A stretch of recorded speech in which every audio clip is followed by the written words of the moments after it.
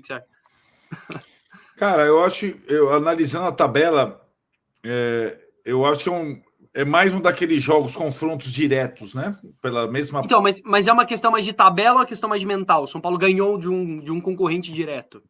Cara, para mim o mental tá muito relacionado... E de um time em ascensão, né? Lógico, o Vasco talvez seja o melhor time do segundo turno, né? Isso, exatamente, né? Eu acho que essa é um grande desafio, né? O Vasco vem muito bem no segundo turno com o Diniz, além de estar classificado para a semifinal da Libertadores. O São Paulo está sem seu melhor jogador, o Luciano. Copa do Brasil.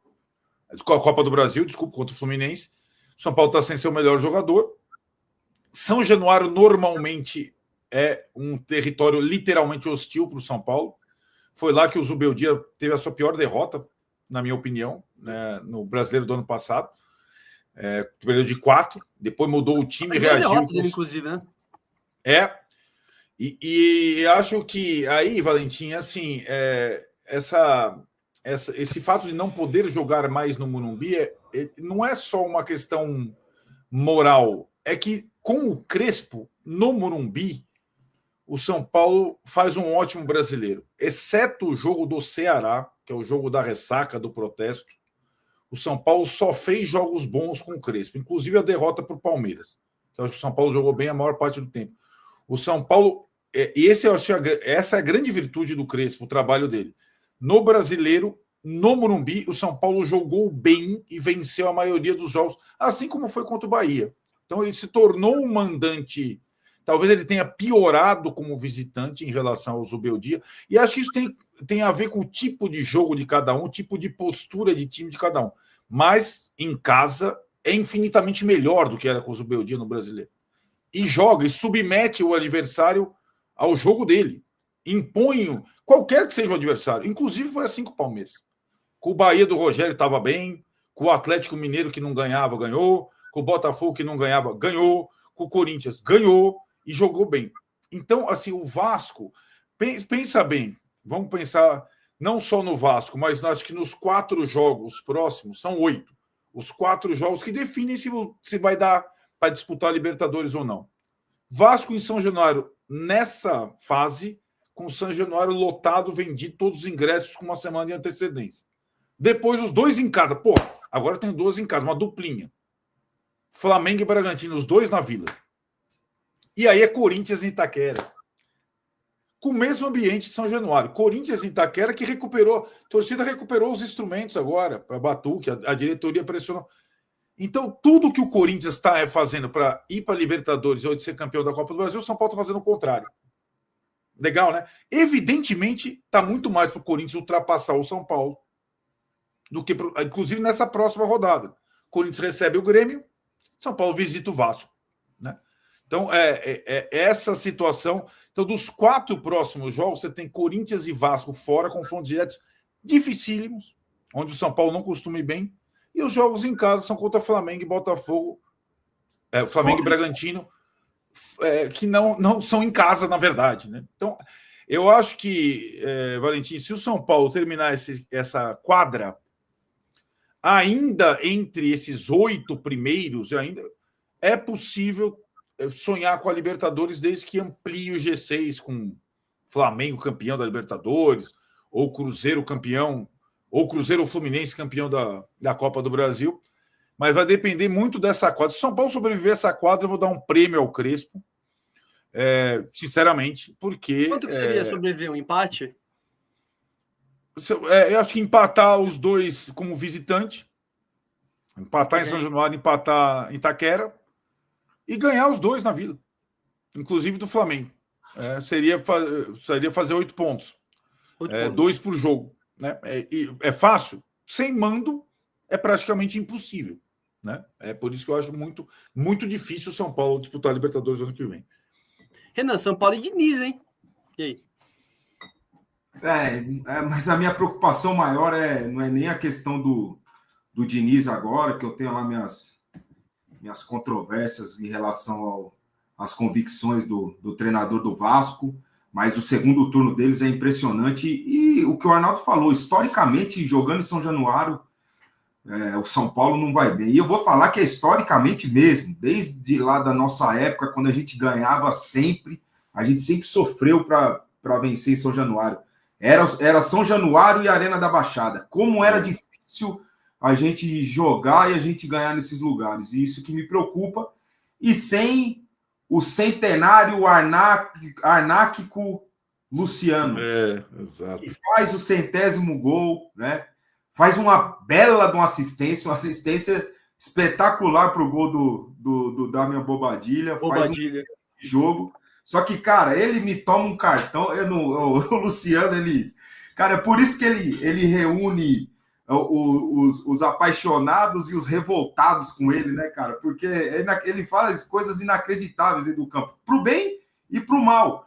E depois, na hora de falar também, tirando a questão da família, né, de ameaça à família, que ele tá certo e tem que correr atrás, inclusive, da punição, né, da perseguição para essas pessoas e a punição, enfim, ele acha que atrai muito mais negatividade para o lado dele, né?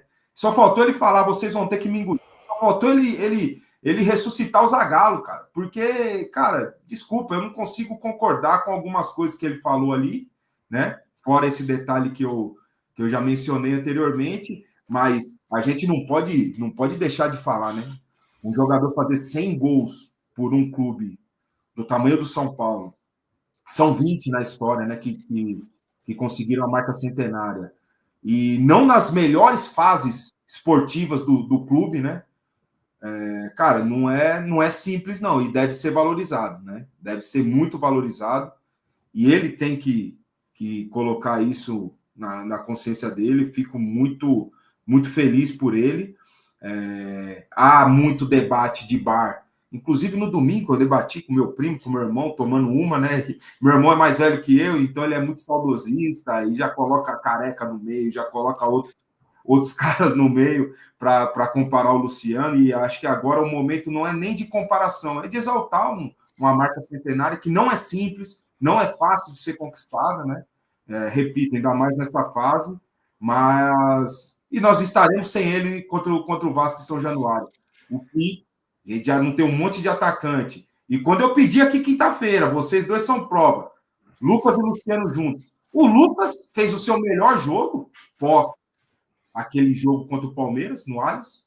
Ele se machuca, volta, não volta, volta com dor, faz cirurgia. Acho que foi o melhor jogo, com mais ritmo, com mais confiança. Agora sem o Luciano, que é o melhor atacante, que é o atacante mais lúcido, com mais qualidade técnica, que melhor finaliza. O que melhor finaliza, o que mais tem lucidez em movimentações, em passe, em procurar espaço. Infelizmente estaremos sem ele nesse jogo que é decisivo para as pretensões de Libertadores. Cara, Valentim, só para... o Luciano veio para o São Paulo com uma troca do Diniz. Foi o único reforço do Diniz, trocado pelo Everton. E eu acompanhava o Luciano, sempre achei um jogador interessante, mas achei a troca até na época ruim, porque o Everton tinha sido lá com o Diego Aguirre, o melhor jogador de São Paulo, e depois começou a se machucar demais. Aí, inclusive, Everton, Nenê, Diego Souza, né? Reinaldo, King Naldo. E o Grêmio tinha o Diego Souza e o Renato Portaluppi. Abriu mão do Luciano para ter o Everton e o Diego Souza juntos. Desde lá, e ele foi bem com o Diniz, né? No início encaixou. A cada ano, a cada partida que eu vejo no estádio, o nível do Luciano sobe. Ele é um jogador hoje muito melhor do que ele foi. Sim. Em tomada de decisão, em gols por ano, em presença, não por cartão. Ele não se machuca. Ele fica mais velho e não se machuca. Ele aprendeu a fora do corpo e não se esconde do jogo. E acho que, Renan, a grande armadilha que o São Paulino tem hoje é pensar que ele vive no tempo do Careca, do Miller, do Palhinha ou do Raí. Exatamente isso que eu falei com o meu irmão. Exato. Você falou com o seu irmão. O São Paulo é um time fraco. E o melhor jogador do time há muito tempo é o Luciano. Não é que é... E pode vir o Lucas, pode vir o Oscar, pode vir o Rames, pode vir o Caleri. Não tem comparação, gente. Ele é o único desses todos que a cada ano aumenta a média dele de minutos jogados, de gols feitos, de assistências, de participação. Sobre os cartões, eu acho que cabe uma discussão sobre as poucas conquistas. Nisso ele se parece muito o Luiz Fabiano, né? Muito. Que pouco conquistou de título. No título que ele conquistou, ele estava suspenso e foi o William José o titular, né? O William José hoje do Bahia. Mas que fazia muito gol e que perdia muitos jogos porque a cabeça dele ele entrava muita. É a frase, né? Semifinal. Mas e se o Luciano faz o que o Luiz Fabiano fez contra o River? Né? Vai para os pênaltis contra o River. Ele vai lá e dá uma tesoura lá, uma voadora, não bate o pênalti. Eu prefiro brigar do que bater o pênalti.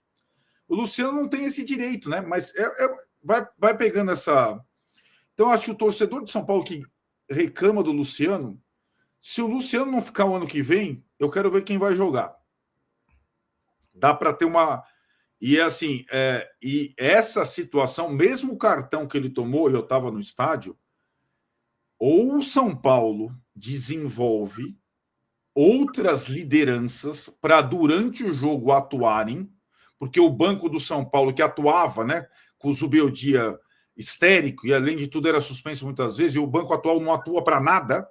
O Rogério Ceni e a turma toda que eu conheço, eles jogaram dentro do campo no São Paulo e Bahia. Assim como fazem Abel e companhia. Toda a bola, toda a reclamação. Entra o reserva, entra não sei o quê, joga a bola dentro do campo.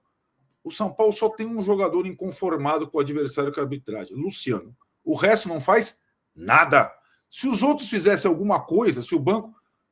O Ramon Abate Abel teria ido no VAR, né? Depois do atropelo no Tapia, né?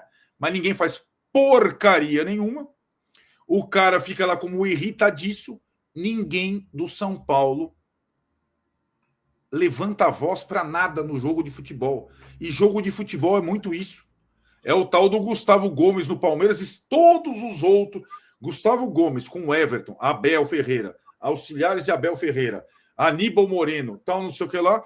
O Palmeiras meteu a mão no São Paulo e quem saiu reclamando foi o Palmeiras. E aí os caras vão encher o saco do Luciano. Olha, eu já não caio mais nessa, não. Um detalhe, né, Arnaldo? O cartão que o Luciano tomou nesse jogo, que deixa ele suspenso, foi dentro do banco do São Paulo, praticamente. Dentro do banco. Dentro uma do banco. Bola que ele achou que era dele, que era do São Paulo. Para bater o lateral. Foi ali na linha lateral. Eu concordo com essa sua visão a respeito do Luciano ser o único do time que é um inconformado, mas muitas vezes é a forma da inconformação. Claro. É a forma que ele age. Como o Luiz Fabiano. Ele bate na perna e puxa os shorts e levanta a camisa e se ajoelha e tal. Isso, apesar do inconformismo, ele tem que pensar, peraí, tem um jogo difícil pra cacete domingo que vem. Ele tem que ter um mínimo de controle emocional, na minha visão. Esse controle emocional que falta para ele seria assim, daí eu olharia o Luciano assim, como muito mais importante do que eu já acho que ele é. E não passa de forma nenhuma na minha cabeça que ele não esteja no ano que vem, Arnaldo. Pelo amor de Deus, na minha cabeça não passa. Eu ouço alguns falarem, se aparecer alguma coisa vantajosa para o Luciano, para o São Paulo, eu não vejo, em hipótese nenhuma, o Luciano não ser um dos pilares do planejamento para o ano que vem. A minha visão é essa. Dos jogadores mais velhos, né? Dos jogadores mais experientes, porque ele é dos mais experientes, com mais de 30 anos, mas que está sempre dentro do campo. Isso que é importante para mim. Não a idade, mas que ele esteja sempre dentro do campo. Claro. E é o Luciano. Senhores, estamos em... Calma aí, o quê? Calma aí, teremos... Levantou a plaquinha aqui, ó. 6 minutos de acréscimo na nossa live. É o acréscimo do jogo do Racing. 10 minutos de paralisação, 6 de acréscimo. Vamos ver hoje. Aqui até empatar. Pergunta do... Porque teremos ainda o favoritômetro. Não pense que vocês vão escapar do favoritômetro. Calma aí. Fábio Zacarias. O que vocês acham dos 2 últimos jogos? Mandarmos em Itu. Então, informação. Não está definido que é na Vila. Deve ser na Vila. Está quase fechado na Vila. Só falta o ok do São Paulo. Mas o plano B seria o Brinco de Ouro da Princesa. Lá em Campinas. Esse seria o plano B do São Paulo. Superchat aqui. Superchat sempre prioridade, hein, gente? O São Paulino nortista. Valentim, Saíram boatos que o Pinotti está se fortalecendo nos bastidores para uma coalizão de oposição com os dissidentes do Casares. Procede? O que eu posso falar é que existe sim, parte da oposição está trabalhando já para compor uma coalizão contra a situação no ano que vem. Isso de fato está acontecendo. Quais são os nomes colocados? Eu acho até legal a gente dar a temperatura correta. Quais são os nomes colocados na mesa? Tem de fato o Vinícius Pinotti, tem de fato o do Belmonte, certo? E da parte da situação, por enquanto, a gente tem do Alten Aires, do próprio Carlo Magno e do próprio Belmonte. O Belmonte não está fora de condição na situação. A questão é que ambos um lado não quer que ele vá para o outro, basicamente, porque o Belmonte, querendo ou não, é um cara muito forte no conselho, tem um grupo de 40 conselheiros, o Legião, que é politicamente muito forte, então, por enquanto, tá nisso, mas sim, eu já escutei o nome do Pinotti, sim, sendo cotado como uma possível liderança numa eventual posição no ano que vem, mas o que eu posso garantir para vocês, e eu ouvi de uma pessoa muito boa no São Paulo, inclusive, de mais de uma fonte boa no São Paulo, calma, isso aí é pro ano que vem. Estamos ainda em outubro, não sabemos nem se vamos jogar Libertadores, essa foi a aspa, e no fim do ano ainda tem o período sabático, o povo vai viajar, o negócio vai ser definido depois do carnaval. Então, assim, calma, por enquanto, se tiverem falar, fulano caiu fora da corrida, a corrida não começou ainda. Existe uma corrida, assim, interna para ver quem joga, para ver quem vai ser o sucessor, para ver quem vai representar a oposição. Mas, por enquanto, não dá para cravar absolutamente nada, porque tem muito tempo para as coisas rolarem. E aí não é nem futebol, a gente fala que o futebol ainda é cedo, na política tudo é muito cedo. O que acontece hoje pode mudar amanhã. Por isso que é difícil de a gente cravar qualquer coisa. Mas de informação é isso. O Pinotti, sim, já tem sido citado por pessoas da oposição como uma possível liderança. Mas, de novo, ninguém vai anunciar nada agora. Pelo contrário, isso aí vai demorar um tempinho ainda. Um monte de mensagem aqui. Mirella faz a pergunta. Boa tarde, quando acaba esse contrato? Acaba em 2031. Informação do GE, inclusive, confirmada por nós. Contrato vitalício, querida. O José Tássio fala que ele quer que o Luciano fique no São Paulo. Vamos lá. Acho que é isso de comentários. Tem comentário que não dá para ler, né, gente? Com todo respeito. Mas enfim, obrigado a todos. Não dá pra botar na tela, mas valeu pela participação. Tô seguindo o conselho de vocês. Pediram para eu colocá-los mais na live, tá feito aí. Senhores, vamos nos encaminhando para a reta final. Os acréscimos estão terminando. Arnaldo Ribeiro, favoritômetro, São Paulo e Vasco da Gama, domingo, 8h30 da noite, no Hostil, como você mesmo disse, São Januário. Cara, Vasco é favorito, mas São Paulo vai arrancar o empate. 1-1, gol do Rigoni no segundo tempo. Aliás, falha minha, qual a dupla titular do São Paulo de ataque? Vai ser dupla? Lucas e Tapia, né? Não tem Lucas e Tapia? Não tem mais o que fazer, não. Tá por aí mesmo. Detalhe, daqui a pouco tá jogando sub-20 contra o Grêmio, o Renan vai ver, tenho certeza. Vocês sabem que contra o Bahia, o Paulinho ia ser relacionado, porque não tem centroavante. E aí a direção do São Paulo, direção toda, seguindo um pedido da comissão técnica, levou o Paulinho para o jogo contra o Guarani, porque os caras, Renan, eles querem ganhar a Copinha e o Paulista sub-20 também, entendeu? Qualquer título é título. Vai jogar a final contra o Santos. Paulinho está jogando, né, também agora contra o Grêmio. Então, Renan, se tiver final contra o Santos, do Paulista sub-20, e São Paulo e Inter pelo Brasileirão, o moleque vai jogar a final do sub-20, você pode apostar. Não, tenho certeza absoluta. E por um acaso ele arrebentou, né, nesse jogo contra Fez 2 gols, né? Contra o Guarani, ele jogou bem pra caramba. Eu não assisti o jogo, mas ele jogou bem. O jogo foi em Cosmópolis, acho. Enfim, ele jogou bem, mas a prioridade tem que ser o time principal, né, gente? Pelo amor de Deus, né, cara? É inacreditável as coisas que acontecem. Isso que o Zubeldia sofreu lá no começo desse ano, querendo levar os meninos para os Estados Unidos para prepará-los, e não pôde levar, né? Tem esse detalhe também, mas enfim. São Paulo. Ô, Valentim, meu favoritômetro... Isso, de 0 a 10, São Paulo e Vasco. Para mim, pelo momento do Vasco e pelo jogo sem São Januário, 6-4 para o Vasco.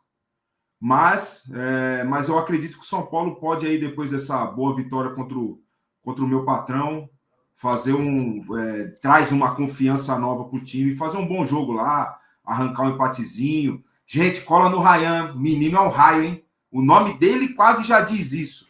Não dá espaço para ele correr, que senão não pega nunca mais. Um detalhe, só uma dicasinha para vocês aí. Arnaldo, é 50-50, você acha? Você falou empate. 60-40 para o Vasco também. 60-40 também, concordo. Eu acredito no empate mais por mística do que... E espero, não sei se deu para ver, Valentim. Tem dificuldade jogando em São Januário, né? Naturalmente. Sempre teve. Espero, lembra, eu e o Renan, Valentim, desde o começo dessa live, a gente tinha uma vela para um jogador especial. Acendia uma vela e ficava rezando todo dia. Esse é o Enzo Dias, que fez uma partida contra o Bahia excepcional, e que não está nem conseguindo treinar, porque ele está com dores no quadril absurdas, e como o Wendel se machucou pela enésima vez, ele tem que jogar todas. E é ele que pegaria o Ryan, né? Aliás, né? Então é o mais ou menos o setor dele. Então, uma vela para o Enzo Dias, espero que ele esteja mais uma vez firme lá em São Januário. Valentim, um minutinho para mim, por favor. Vai. Um bastidor. Tem mais acréscimo, podem ficar tranquilos. Sábado antes do jogo, eu fui lá no hotel para ver o Rogério, fazia muito tempo que eu não vi. Rogerião! Meu menino Santiago, só ouve falar, né? Só ouve falar o mito, conheceu o mito, né? Lá no sábado. Eu conversando com ele, antes do jogo, ele falava a respeito do diferencial do time dele para aquele jogo, que era o Ademir. O Ademir vinha numa grande fase, e o Ademir, enfrentamento sempre ali. E eu, na minha cabeça, depois assistindo o jogo. O Enzo tem que ir muito bem hoje. O Enzo, ele não deixou em nenhuma oportunidade o Ademir ir contra ele. Em nenhuma oportunidade. Ele marcou muito bem o Ademir e ainda jogou em cima dele. Com as limitações físicas que o Arnaldo tá falando de dores no quadril ali, no pubis, enfim. O jogo que o Enzo fez foi simplesmente espetacular. Foi simplesmente espetacular. E quem saiu amarelado foi o Ademir, né, Renan? Exatamente. E num carrinho no Enzo Dias. E com detalhe, sempre enfrentando o Ademir longe da área. O Enzo, de vez em quando, ele é um pouquinho afoito, dá uns botes assim, e quando é dentro da área, já fez até algumas vezes aí, alguns pênaltis. Sempre enfrentou um jogador muito veloz, de muita qualidade técnica fora, e sempre fazendo com que ele jogasse para o lado ou para trás. O jogo que o Enzo fez foi simplesmente espetacular. E ele, com limitação física, contrário do outro, que tem até mais técnica que ele, mas nunca está dentro do campo. Não traz uma confiança física. O Enzo traz de sobra. Não podia deixar de trazer esse pequeno bastidor aí a respeito do que o Arnaldo falou do Enzo Dias, que fez um jogo espetacular.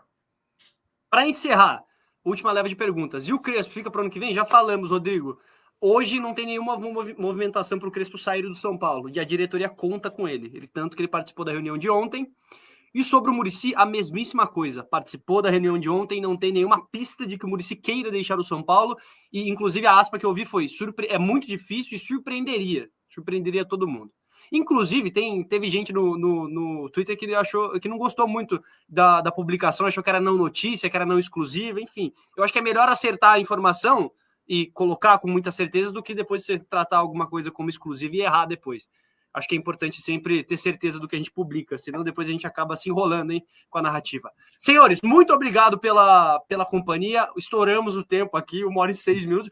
Mas assim, chegamos atrasados e agora terminamos com louvor, né? Obrigado a todo mundo, principalmente a todo mundo que comentou no chat. Mais de 1.000 pessoas aqui ao vivo ao mesmo tempo, espetáculo. Arnaldo Ribeiro, Renan Teixeira. Últimos comentários para a gente sair. Agora já estouramos, agora tanto faz, vai. Fala aí. Não, agora é sequência. Eu e o Renan vamos providenciar um puxadinho lá em Santos para acompanhar essa reta final. A minha ideia era ir na quarta e só voltar no domingo, com os 2 jogos no meio, mas já fui vetado pela família. Vamos ver o que eu posso fazer aqui. Você iria, Renan, no puxadinho do Arnaldo? Pô. Não, certeza. Pô, inclusive ali no Canal 2, meu sogro tem um apartamento ali no Canal 2, o objetivo já era ficar por ali mesmo, é bem pertinho da vila, dá para ir a pé, pode... Olha lá, hein, Renan? Talvez vai fazer a live daí, hein? Tomar um sogrão. Ó, quem sabe quinta-feira não tem a surpresa de eu estar fazendo ali, né? A beira-mar, a live, né? Com vocês, quem sabe, hein? Numa canoa com o remo. Senhores, parcial final da enquete. Tivemos quase 530 votos. O povo não gosta muito de jogar longe do Morumbi. Acha que o Morumbi é inegociável. 60% achou que o Morumbi é inegociável, 19% que é bom o acordo, e os outros 22% acham que depende do valor. O último, para fechar, Thiago Traves. E o Crespo não conseguiu jogar no Morumbi na pandemia e também não vai jogar neste ano. Neste ano, enfim, o Thiago tá falando que o Crespo tem dificuldades, né? Para jogar com o Morumbi lotado. E quando tem jogado com o Morumbi, inclusive, o público tá bem baixo, né? Inclusive, 30 mil contra o Palmeiras, teve 6 mil, né? Contra o Ceará, 12 mil, né? Contra o Ceará, enfim. 12. Tá 15 12 mil, né? 12 mil testemunhas, né, contra o Ceará. Exato. Chega, valeu, gente, obrigado pela companhia. Abraço para todo mundo, Arnaldo Ribeiro, Renan Teixeira, que está de Twitter agora, Valentim Furlan, obrigado para todo mundo, um grande abraço, bom fim de semana aí, valeu.